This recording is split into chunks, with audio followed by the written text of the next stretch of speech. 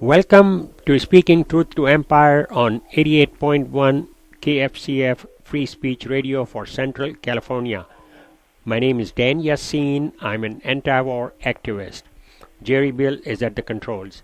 Every third Wednesday from 3 to 3:30 p.m. I interview authors, scholars, bloggers, columnists, journalists and activists who help us look at our world through the prism of American imperialism. On the show, we talk about U.S. foreign and domestic policies and the actions of the military industrial surveillance security complex. These actions have severe consequences not only for the American people but also for the people in other countries. To create a better, humane, and compassionate world, we must first understand what is being done in our name, and we must always be willing to stand up, speak out, and speak truth to empire. Today we have Ronnie Barkan on telephone with us. Hello, Ronnie. Hi, Dan.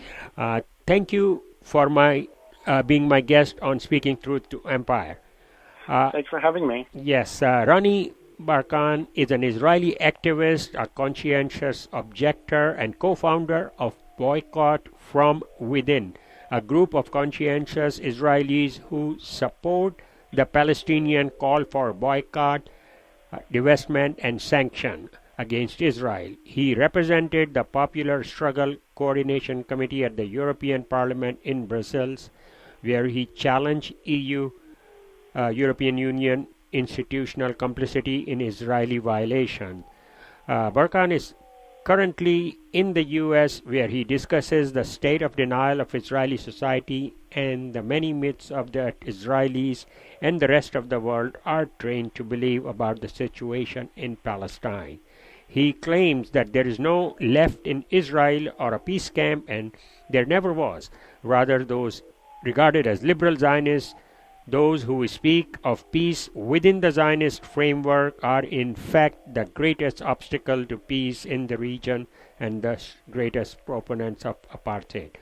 Ronnie, let's start with your claim that there is no left in Israel and liberal Zionists are obstacles to peace. Explain. Yes, absolutely.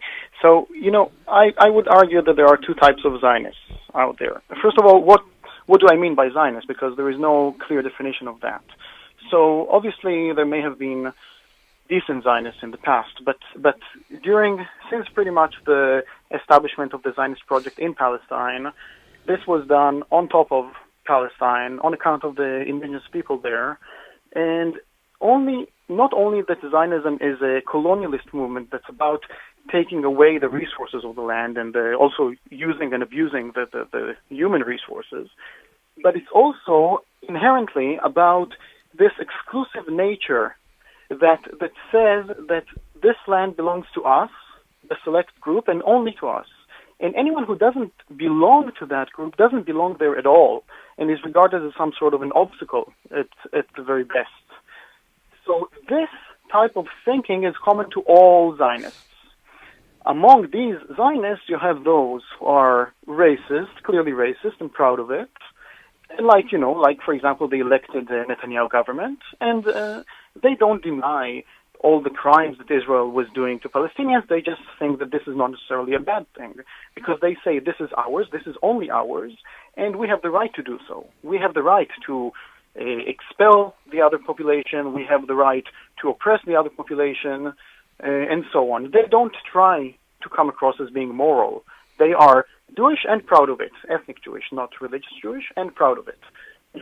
At the same time, we have another type of discourse, which is a discourse that tries to act as if people who genuinely try to think of themselves as being Zionist and moral at the same time, which is a contradiction in terms. They speak the moral discourse, or let's say the human rights and peace discourse, while at the same time being just as racist and just as supremacist as the previous group that I've mentioned. So they think that Israel should be a Jewish state, again, not Jewish by religion, but Jewish by ethnicity, having an artificially created Jewish majority that was created by the ethnic cleansing of the indigenous people of the land, by denying the rights, every basic right of the indigenous people, first of all, to come back home, and obviously denying equality between Israeli citizens based on ethnicity and so on. They think that that is all acceptable, and then at the same time, they also try to be moral and say, well, we have to end occupation, the military occupation, that is very bad, we have to coexist, and so on. But that type of coexistence is pretty much, once you lay the ground rules according which give preferential treatment to your kind of people and deny the basic rights of others, they say, okay, from this moment on, we have to treat the others fairly. But we're not willing to discuss anything about the very foundation of the State of Israel, which was done based on everything that's opposed to that discourse that talks about human rights and peace and so on. You have found some common grounds with the Jewish ultra-Orthodox community, which struggles against Zionism and the ongoing attempts by the Israeli government for a forced conscription into the Israeli army. Tell us about the history. You did talk about Zionism, about the relationship between Zionism and the ultra-Orthodox Jews. Yes, we have to remember that, first of all, Zionism is a secular movement that was initiated by secular Jews in Europe. Again, the term secular Jew doesn't make a lot of sense, but in any case, they were treating the religious Jews, the ultra-Orthodox Jews of Europe, in the most racist way.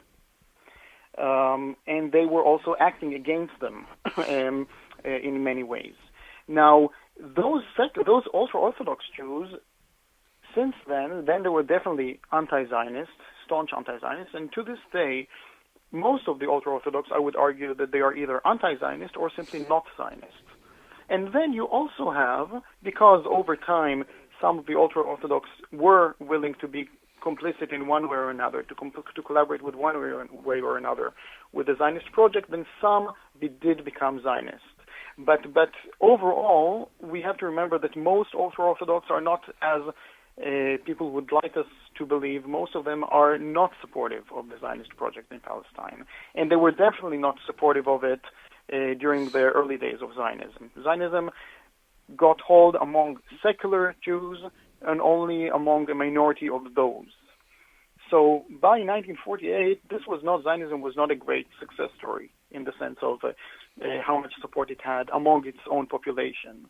And later on, this changed altogether. I mean, definitely after World War II, basically, things started to change, and people started to support Zionism for one reason or another, not necessarily ideologically, but they did think that there needs to be a place for, a safe haven for Jews around the world and so on. So going back to the ultra-Orthodox, they are not only anti-Zionist, they see Zionism as the greatest threat to Judaism because Zionism claims to speak on their behalf. They even use the name Israel, which is actually a Jewish term that has been incorporated and appropriated into Zionism. And the whole idea that Zionism represents anything Jewish from the religious sense, it is absolutely ridiculous. I mean, Zionism is only about 100 years old, while Judaism has been existing for centuries upon centuries, and has nothing to do with Zionism. It's a religious practice where actually those who are ultra-nationalists, simply because their ideology is, as I mentioned before, it's about nationalism and supremacy and so on, and that maybe doesn't come across very well with some audiences, then they use Judaism in order to cover up their racism and in order to sell their ideology basically in a better way, to make it more palpable and to convince people that they do have some sort of a moral high ground, that they don't.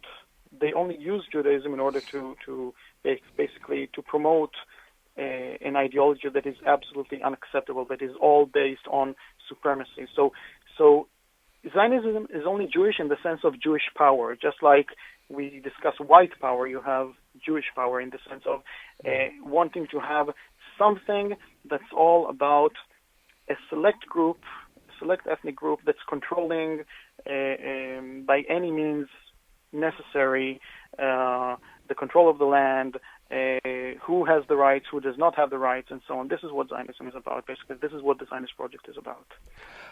I enjoyed reading your article, Ultra-Orthodox Jews Draw the Line, especially your concluding remarks. After many decades, new bounds between anti-Zionist, ultra-Orthodox, Palestinians, and progressives are now being forged.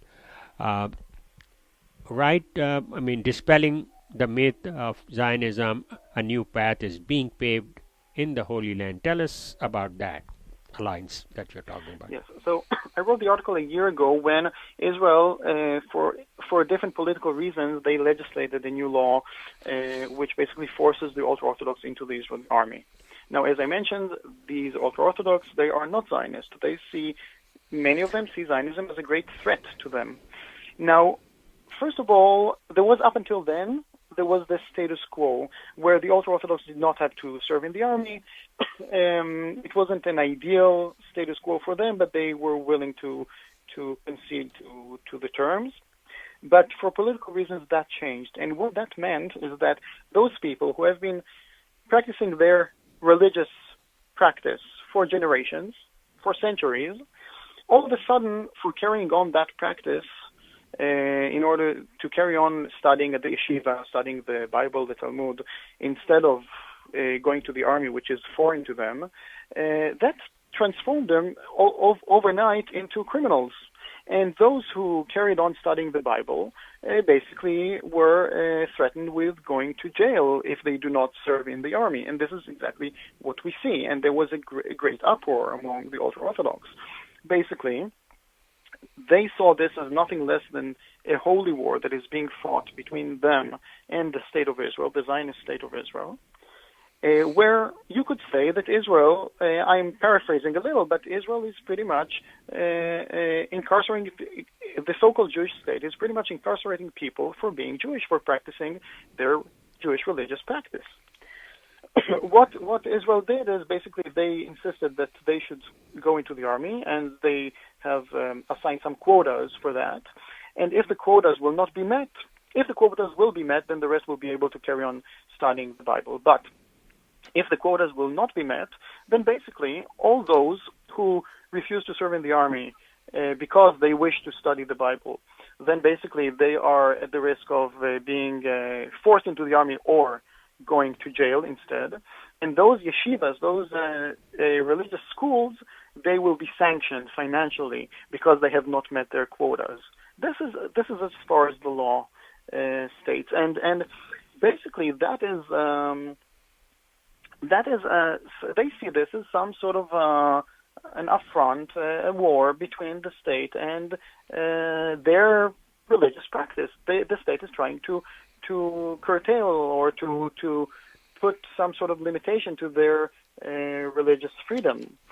And this is very true because basically we have to remember that Israel really doesn't need any more soldiers. Actually, the contrary is true.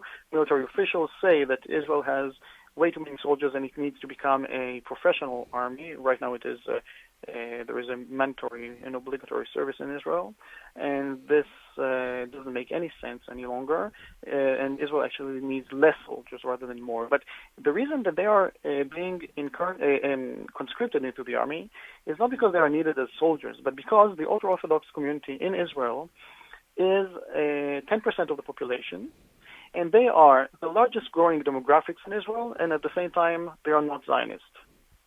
Now, that is a problem for the state of Israel. So what do they do about it? They should either make them procreate less or make them more Zionist. And the best way to Zionize them and bring them away from Judaism is to conscript them into the army. And this is exactly what we see happening. Now, the ultra-Orthodox, in return, they, rather than standing in line to be drafted, they are standing in line to refuse and go to the jail, to military jail. And since then, since a year ago to this day, we have had several times when such ultra-Orthodox students have been incarcerated for refusing to serve in the army. And every time this happens, there have been massive demonstrations on the streets, blocking the roads. It has been crazy. The amount of demonstrations and how brutally they were repressed by the Israeli authorities. And a year ago, when the law was legislated, then you had a massive demonstration taking place in Israel. Over 500,000 ultra-Orthodox were demonstrating on the streets of Jerusalem, saying the most radical statements against the state of Israel. And at the same time, there were about 100,000 demonstrating here in Manhattan, all ultra-Orthodox, demonstrating against the state of Israel, again with the most radical statements. So this whole approach by the state of Israel has actually served in order to radicalize the ultra-Orthodox, to make them, even those who were not so sure where they stand with regard to Zionism, they have been radicalized over time. And this also allows for us, other anti-Zionist activists, the few anti-Zionist activists inside in Israel, and definitely those outside, to bridge the gap and to show our solidarity with the ultra-Orthodox in their just struggle against, basically forced conscription into the army. You're listening to Speaking Truth to Empire on 88.1 KFCF Free Speech Radio for Central California. We are speaking with Ronnie Barkan, an Israeli activist, a conscientious objector, and co-founder of Boycott from Within. Let's start talk about the BDS. You started your organization Boycott from Within to support the BDS movement. You have traveled through many cities in Europe and America talking in support of BDS. BDS itself started in 2005. Give us your take on the BDS movement and how effective it is now, because it's becoming more popular in the last year or so. Yes, the BDS campaign, which is a Palestinian-led campaign, which was initiated in 2005, exactly a year after the landmark decision of the ICJ, the International Court of Justice, in 2004. That campaign states that Palestinians have 3 fundamental rights that have to be respected. These rights are protected by international law and human rights conventions. And until these rights are met, and until Israel abides by its obligations under international law, then the campaign calls for non-violent means of boycott, divestment, and sanctions to be applied on that criminal state of Israel. And this is what we are doing, basically, since 2005 to this day, a decade later. There has been a public outcry against the criminal policies of the state of Israel, and the BDS campaign serves as the main tool for people around the world to speak up against the criminal policies of the state of Israel and against the systematic denying of rights of Palestinians by the state of Israel. There are 3 fundamental rights that have to be respected, and these rights relate also to the 3 groups of Palestinians around the world: those who are under military occupation, which is a harsh and brutal occupation. They obviously have the right to be free from that occupation. Those who are living inside Israel as second-class citizens obviously have the right to have full equality. And most importantly, those who have been expelled from their land during the foundation of the state of Israel and have been denied the right to come back home ever since. And they are the majority of Palestinians around the world. Almost 70% of all Palestinians are refugees. They obviously have the right to go back home. And these rights, they are fundamental. They are quite elementary, actually. And this is what we are struggling for. These rights, when we put them as one consolidated demand, this is what makes the BDS campaign so effective and so important. Because we are not only talking about the military occupation of 1967, we are not only talking about some elements of it, but we are talking about the whole system that is about denying the basic rights of the Palestinians, and we demand these rights. And the very important part about the BDS campaign is that, first of all, it is representative of all the different sectors of Palestinians, as I mentioned, those under military occupation, those who live as second-class citizens in Israel, and those in the diaspora. And the BDS call is signed by over 170 different civil society organizations representing all these different groups, student unions, labor unions, and women organizations, and so on. And it is important that the whole discourse is a rights-based discourse. The BDS campaign does not discuss about the format of the solution, where be it one state or two states or any number of states. Rather than insisting on the number of states, we insist on the rights, that these three fundamental rights will be respected in any future solution that will be offered. And by doing that, by changing the discourse from speaking about how many states to speaking about how many rights, this has basically transformed the whole discussion around the issue, and we see how the whole discourse about Israel has changed dramatically during the past decade, since pretty much the BDS campaign has started.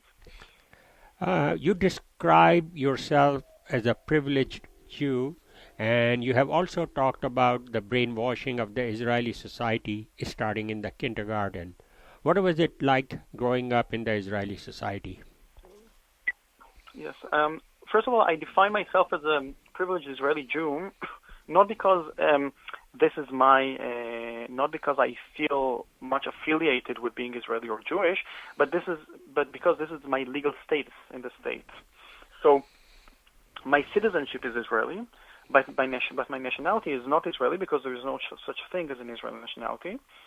Israel, on purpose, refuses to acknowledge an Israeli nationality because it is all about giving privileges to some, to the select ethnic group that I belong to, and denying the basic rights of the others. So internally, my nationality in Israel is Jewish. My neighbor, who is also an Israeli citizen, but my neighbor who is not Jewish, their nationality, for example, would be Arab. And there are racist laws put in place in Israel. The whole legal system in Israel is a discriminatory system that gives privileges to some, to the group that I belong to, and takes away the basic rights of the others. This is why when we talk about Israeli apartheid, we are not only referring to the military occupation, that definitely there is a clear case of apartheid there, where you have even things that resemble the past laws and so on that exist in South Africa. And obviously you have even two legal systems put in place in the same territory, so people are being treated differently by law, fall into two different legal systems simply based on their ethnicity. But also inside Israel proper, the so-called Jewish and democratic state, which is actually opposed to both Jewish and democratic values. In that so-called Jewish and democratic state, this whole system, the whole legal system, actually gives preferential treatment to people like myself. And it is, the whole discrimination is codified into law. And this is from the very foundation of the State of Israel. So Israel neatly falls under the legal definition of the crime of apartheid as defined in the Rome Statutes. And that is what we mean when we talk about apartheid. And this is what we are struggling against. Both the discrimination that takes place definitely in the occupied territory and the oppression there, but also the discrimination that takes place inside Israel. And this is done all because Israel was founded as an ethnic supremacist state. It was founded, first of all, in order to create a Jewish majority by force, by driving away the indigenous population, and ever since denying the rights of the indigenous population, both their rights to come back home, and both codifying into law this whole discriminatory system that will make sure that they are not equal citizens under the law, that they do not have the same political rights. They have other rights, but civil rights, but they do not have the same political rights. And this is all done on purpose from the very foundation, from the very first day of the foundation of the State of Israel. So in that sense, I am a privileged Israeli Jew. Yeah. What would you advise the activists in the U.S. and here in Fresno? What can we do to support the BDS movement? What kind of activism you would suggest? So, again, carrying on from the fact that I'm a privileged a person under that very unequal system, our group, Boycott from Within, is not about coming up with our type of demands or our version of a boycott, what should be done with the state of Israel, but rather we are the privileged to support the underprivileged in their struggle, in their just struggle. In analogy to what happened in South Africa, where you had the few white people who were supporting the black people in their just struggle. And I would suggest that also the privileged people here in the U.S., anyone around the world, but especially the people in the U.S. who are actually cannot claim to be totally unrelated to the situation because a whole lot of their tax money goes directly in order to oppress Palestinians, and there's much more that is taking place in their name in order to dispossess and oppress Palestinians. So I would call on your listeners to take a stand with the oppressed for their basic rights in their very just struggle. And the main way to do this is to support the BDS campaign, which has, in the past 10 years, has transformed into this global awareness movement that is definitely about Palestinian rights, and I would argue that even speaks about more than just Palestinian rights. It speaks about human rights in general, and it is really heartwarming to see people with Black Lives Matter, with all kinds of different oppressed groups supporting the Palestinian case, and it also happens the other way around, where Palestinians support people in Ferguson and elsewhere. And because this is what we need. We need to unite this struggle because people, the oppressed people are oppressed pretty much for the same reasons and by the same people. And I think the BDS campaign allows us to do that, allows us to unite around that goal because it is all about human rights, and it is framed around it has a rights-based approach about demanding the basic rights of people, and that is extremely important. And the main values that the BDS campaign endorses and pushes forward are basically equality, freedom, and justice, which is something that any mainstream liberal should agree with. So, anyone who would have supported the boycott of apartheid South Africa in the past should definitely be supporting the boycott of apartheid Israel today. Thank you, Ronnie. Thank you for being my guest on Speaking Truth to Empire, and keep up the good work. Thank you very much. You have been listening to Speaking Truth to Empire on 88.1 KFCF Free Speech Radio for Central California. We were speaking with Ronnie Barkan, an Israeli activist, a conscientious objector, and a co-founder of Boycott from Within. My name is Dan Yassin, host of the show. Thank you for listening. I will be back the third Wednesday of next month.